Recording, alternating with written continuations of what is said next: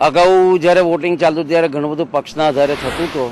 પણ આ વખતે અને છેલ્લા ઘણા બધા વર્ષોની ભાજપ સરકારની સિદ્ધિ જોયા પછી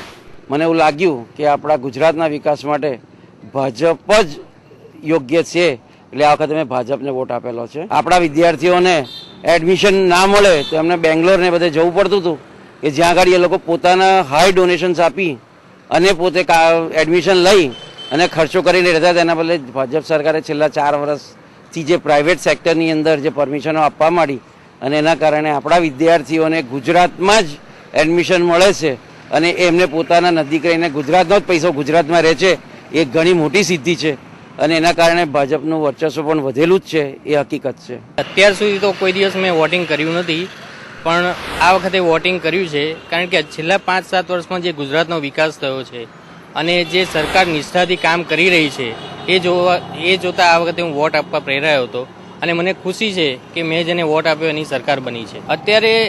સરકાર જે નિષ્ઠાથી કરપ્શન ઓછું થઈ ગયું છે અને એ સરકારની નિષ્ઠા છે કરપ્શન ઓછું કરવા માટે. માન્ય શ્રી નરેન્દ્ર મોદી જ્યારથી સત્તા ઉપર આવેલા છે ત્યારથી ગુજરાતનો વિકાસ અને ઉદ્યોગની દ્રષ્ટિએ પણ આપણે જોઈએ તો બીજા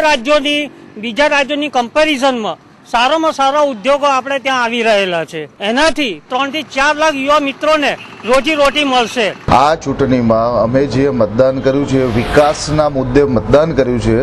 અને વિકાસના મુદ્દો લઈને એક જ વ્યક્તિ ચાલી હતી, એ પણ માનનીય ગુજરાતના મુખ્યમંત્રી શ્રી નરેન્દ્ર મોદી. અગાઉ હું કોંગ્રેસને પણ મત આપી ચૂક્યો છું, પણ અત્યાર સુધી મને કોંગ્રેસની એવી કોઈ નેતાગીરી સબળ નેતાગીરી ગુજરાતમાં લાગી નથી અને ભવિષ્યમાં પણ અત્યારે લાગશે કે કેમ એક શંકાનો વિષય છે. અને પરપ્રાંતીય કોંગ્રેસી નેતાઓ આવીને ગુજરાતીમાં જે બાફમ બાફ કરી છે ને ગુજરાતની અસ્મિતાને દુઃખ પહોંચાડવાની કે ગુજરાતની અસ્મિતાને નીચી પાડવાનો જે પ્રયત્ન કર્યો છે એના લીધે આ વખતે ભાજપને વોટ આપી અને ભાજપને જીતાડવામાં મેં મારો ફાળો આપ્યો છે.